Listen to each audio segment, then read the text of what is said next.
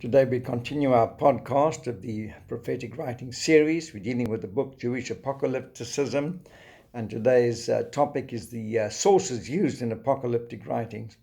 We've shown before that Amos wrote the apocalyptic prototype around about 730 BC.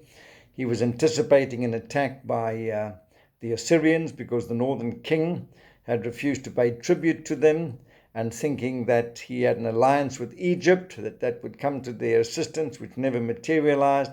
They were eventually attacked, and many of them were killed, and great destruction occurred there in the northern kingdom. Now, when Amos wrote these apocalyptic expectations, he coupled his war by the Assyrians with a particular prophecy that regarded the crucifixion of Messiah. And he coupled the two together, and we've mentioned previously that prophets often did that. They took prophecies by other prophets and quoted them in their works, and we think that this occurred with Amos because he didn't know the extent of the actual prophecy that he had in his work, which spoke of the sun being dark from noon, an earthquake occurring, and the mourning, the loss of an only son, which clearly speaks of Messiah's crucifixion. The fact that he coupled this, when this attack actually occurred, most of these elements actually happened on that day. Many of them were killed, and it was a terrible thing, and the houses were destroyed and the sanctuaries were destroyed. But because all the signs and wonders didn't take place, they pushed this event out to a later time. And that happened on about 3 or 4 occasions, again with the attack against Jerusalem by the Babylonians, and then by Antiochus Epiphanes, during the time of the abomination of desolation, and even then with the attack of the Jerusalem and the destruction of the temple in 70 AD. They believed these things would take place, but of course they didn't take place because these prophetic utterances were unfounded and they were speculations, and we show that clearly. So we're going to show today with all these sources. It shows that these prophetic elements were all orchestrated from the time of Amos, and they weren't prophecy received from God, and that these works are dubious and they're not prophetic. So we'll just go through Amos's expectations on this day, and we'll go through that fairly quickly. The actual texts and where they replicated is shown in the book, so you'll be able to see there. The elements are: the Lord will cause the heavens and the earth to tremble when he descends and causes the earth to melt and the valleys to split. That God would judge the Israelites, the idolatrous Israelites, and the enemies of the Israelites. Later on, the apocalyptic works, especially after the attack by Babylon, they transposed these elements onto the enemies of the Israelites. So where they would initially judge the Israelites, now they're going to judge the enemies of the Israelites. And then the next concept was that the Israelites would be attacked by a mighty army, that the idolatrous would try to conceal themselves before the Lord. They would hide, even if they hide in Sheol or on Mount Carmel or in the sea, they would be found and killed. The Lord would bring down fire on the earth on the day that he purportedly judges the idolatrous Israelites and their enemies. God will tread the winepress upon the idolatrous Israelites. That concept originated with Jeremiah, and he speaks of the Israelites being tread underfoot as in a winepress, and that's shown in Lamentations 1:12-15, which is later replicated onto the enemies of the Israelites. There will be a great day of great tribulation and calamity, spoken by Amos, and the sinners of Israel will die on that day. And then Hosea wrote of the combined armies of the northern kingdom and the southern kingdom coming together to fight the Assyrians at Jezreel, which never happened, but it became an apocalyptic expectation, this war on the plains of Megiddo. And then we see also it would be a day of doom and gloom and darkness, and that related to the sun going down at midday. And there would be mourning for an only son. And we see that is taken out of context with apocalyptic writings that actually occurred on the day that Messiah was crucified and didn't relate to an end time situation. They would be attacked by locusts that would consume their crops. That's replicated by Joel and later mentioned in Revelation. The temple and houses would be destroyed, also mentioned in Isaiah, Jeremiah, Zechariah, Daniel, etc. And Revelations. Their bodies would be left where they die for the beasts and the birds to consume. This wasn't originated by Amos, but became an expectation from the time of the Assyrian attack. It was known that the Assyrians were very cruel. They would cut people's body parts off and then throw the mutilated bodies in piles to suffocate, and the beast would come and eat them. We've got the references for that in the book. And then they would go into exile. So we see this this prototype by Amos, the fact that it went right through various books and it ended up in Revelation, shows that these events were orchestrated. And this isn't a prophecy from God, but it's a concept that was built over time, and it was their expectation. And this became the apocalyptic concept that they were writing about, and the end of the age, and what will happen there, and the Lord will return. And these things we show are very dubious and won't take place. And we show that it was Messiah's expectation that the people of God would establish the kingdom of God on earth, and that would bring in the new age. So there wouldn't be war and destruction and God returning and all these terrible things taking place. But it would be an end of the age where the world would enter an age where the kingdom of God is established on the earth. So we see that these concepts started to be written, and we're dealing with the sources that they used. We see that the book of Ezekiel was a book that used many of the concepts of Amos, but it also wrote certain concepts that were later on replicated into other apocalyptic works and became part of the book of Revelation. For instance, the four beings of Ezekiel 1:5-12 are covered in the book of Revelation.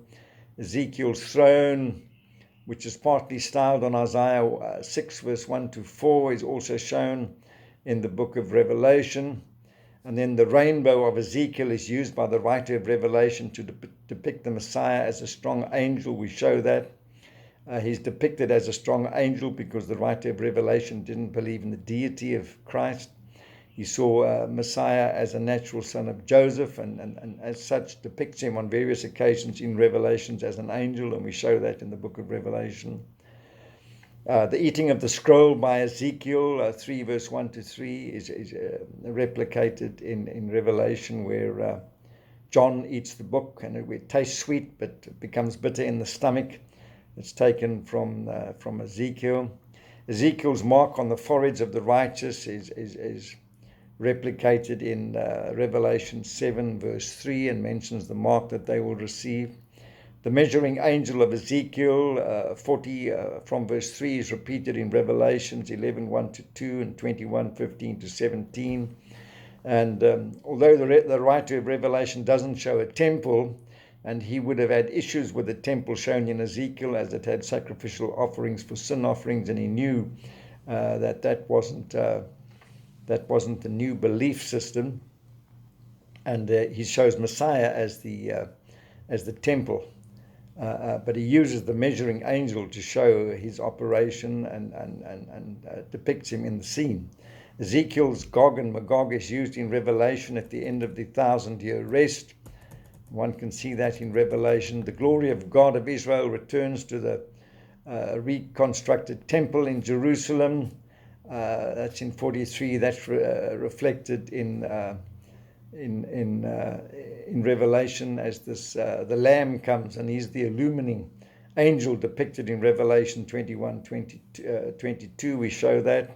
Ezekiel speaks of the anointed cherub who guards the throne, and as such, the writer of Revelation, who came from an Archimedes background and would have known Zoroastrian concepts, shows the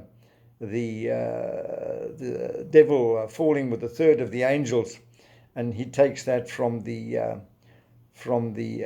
Sumerian Trinity, the Anu, Enlil, and Ea or Enki, and they each had power to create their own angels, and shows him falling with a third of the angels in Revelations 12 verse 4. So he gets part of that from Ezekiel. And that anointed cherub shown in Ezekiel we show in the book of the prophets and in the Jewish Apocalypticism. That's actually a picture of Enki shown in Ezekiel. And the school of the prophets would have written that into there. So we see too that Ezekiel's portrayal of the heathen lamenting over Tyre in Ezekiel 26:16 to 27:36 is repeated in Revelations 18:9 to 19. So he uses that element there too.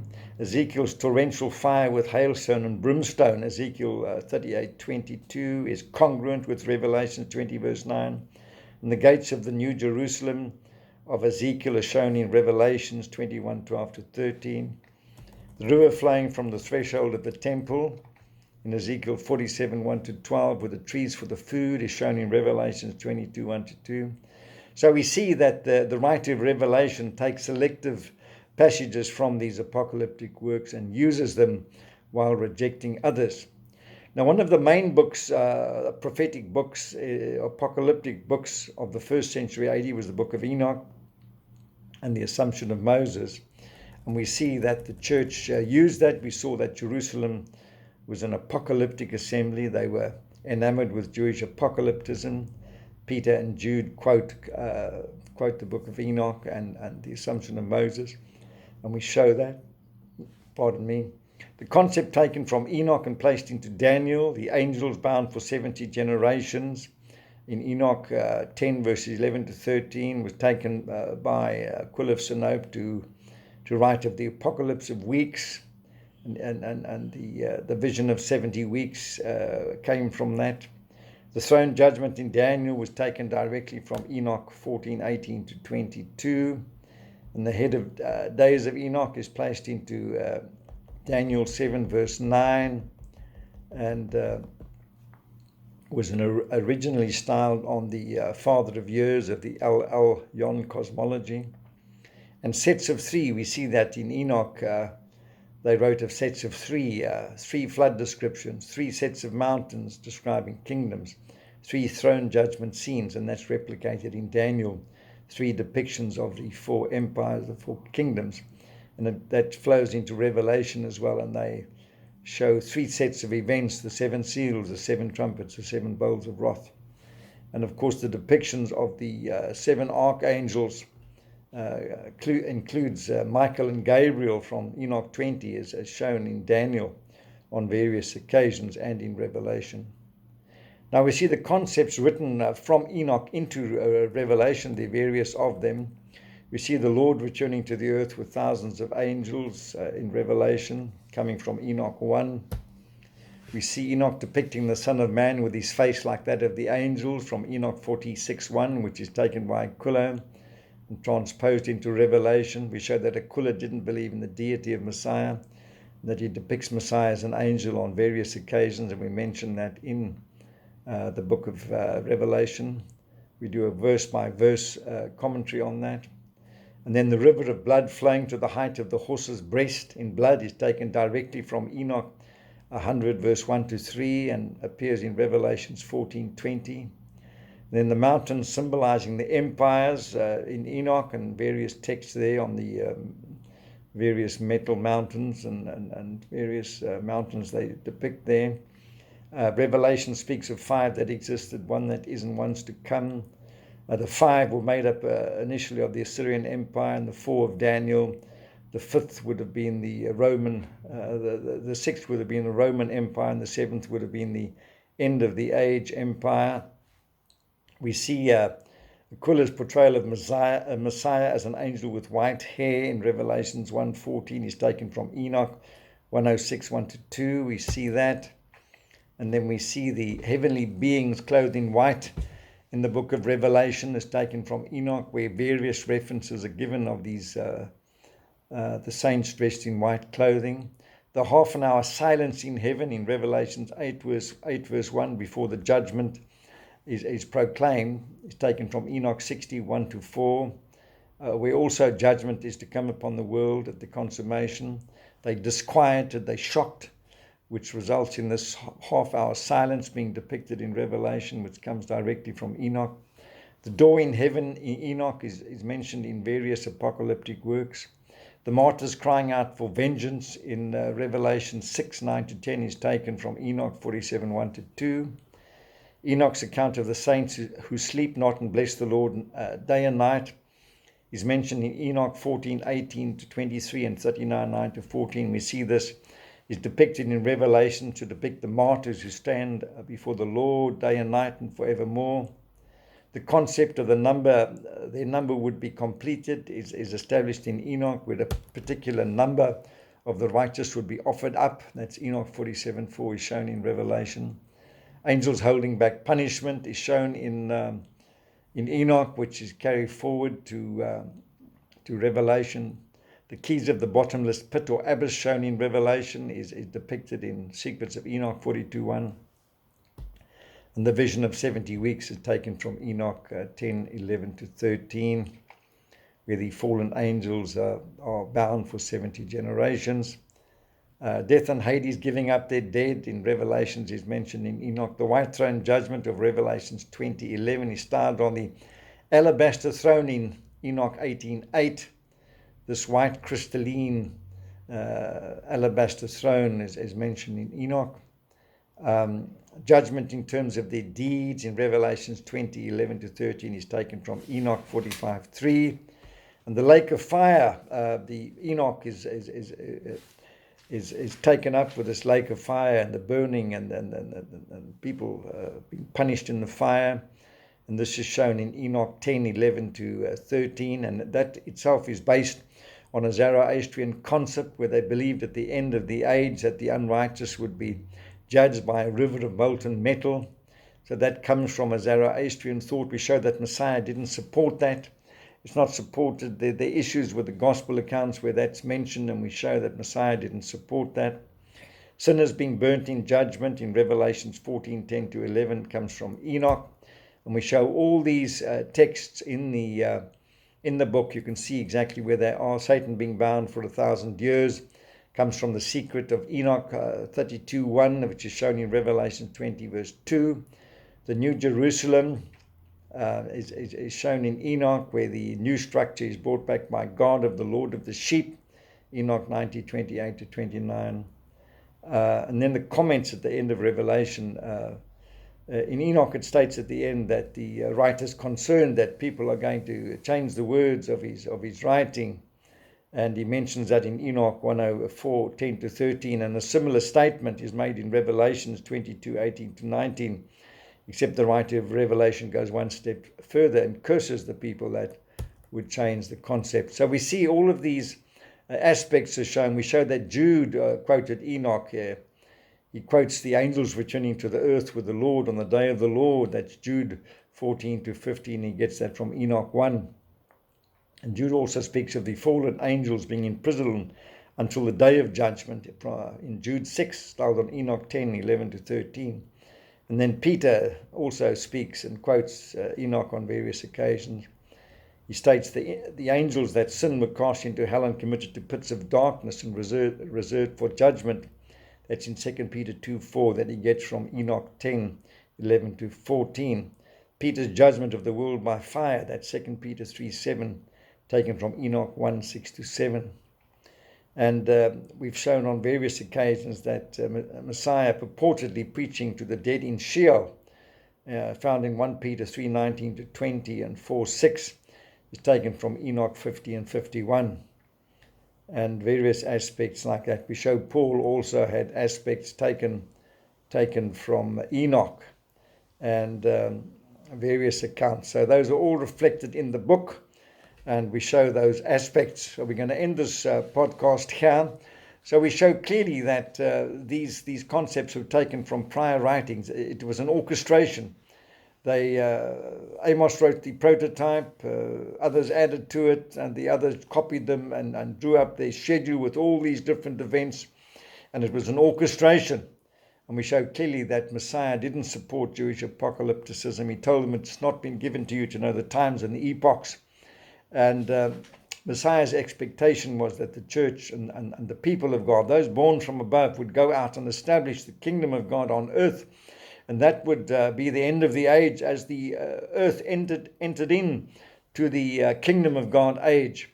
And that's the expectation. No return with a horse, with an army and fire and brimstone. That's not going to take place. That was an apocalyptic expectation that was built on through speculation and orchestration. So we're going to finish our podcast here. Remember, these books are available on Amazon.com and bookbaby.com. Do a search under Ernest Austin Adams. Thank you.